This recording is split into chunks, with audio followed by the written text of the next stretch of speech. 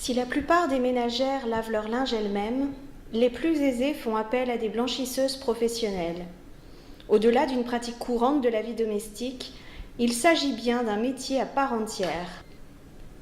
Lavandière, blanchisseuse, laveuse, il existe différents termes utilisés pour désigner celle à qui revient la rude tâche de laver le linge. Certaines images populaires évoquent des femmes battant leur linge au bord d'un ruisseau. Mais la réalité est tout autre. C'est une activité éprouvante qui se décline du linge quotidien aux grandes lessives annuelles, en passant par les soins méticuleux de la lingerie fine. Des blanchisseuses à la rivière aux ouvrières des grands centres de blanchissage, c'est tout le monde qui s'affaire les mains dans l'eau autour du linge. Dès le début du XXe siècle, on utilise des machines à laver en bois, actionnées par une manivelle. Les machines se perfectionnent et bientôt apparaissent les machines en métal, en zinc ou en cuivre que l'on peut chauffer. Si les machines électriques arrivent dès les années 1920, il faut attendre les années 1960 pour que les machines à laver modernes entrent dans tous les foyers.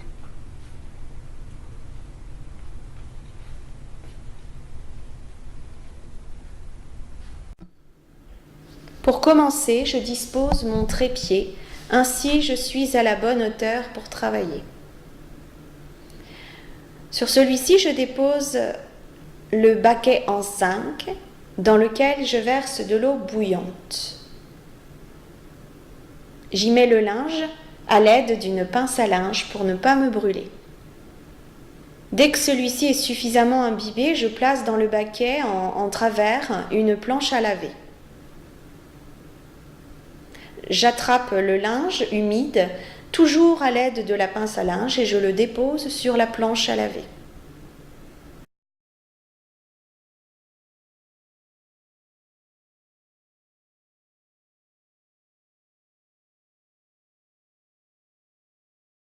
J'attrape le savon de Marseille et je frotte activement le tissu.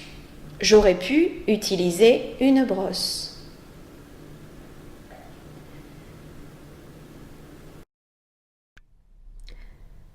J'utilise un battoir qui, comme son nom l'indique, sert à taper le linge mouillé pour désincruster les taches et le laver en profondeur.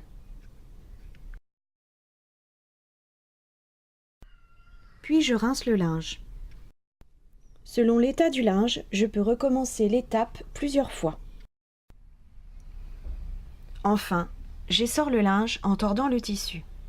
Pour les grandes pièces, je peux me faire aider par une autre laveuse. Je dépose le linge essoré dans une brouette ou dans une charrette pour pouvoir le transporter jusqu'au lieu de séchage. Alors ça pouvait être sur un fil, suspendu grâce à des pinces à linge, tout simplement étendu sur une haie ou bien encore sur l'herbe verte des prairies. Voilà, ainsi s'achève notre émission. Merci de l'avoir suivi et rendez-vous très prochainement pour découvrir un nouvel objet. À bientôt!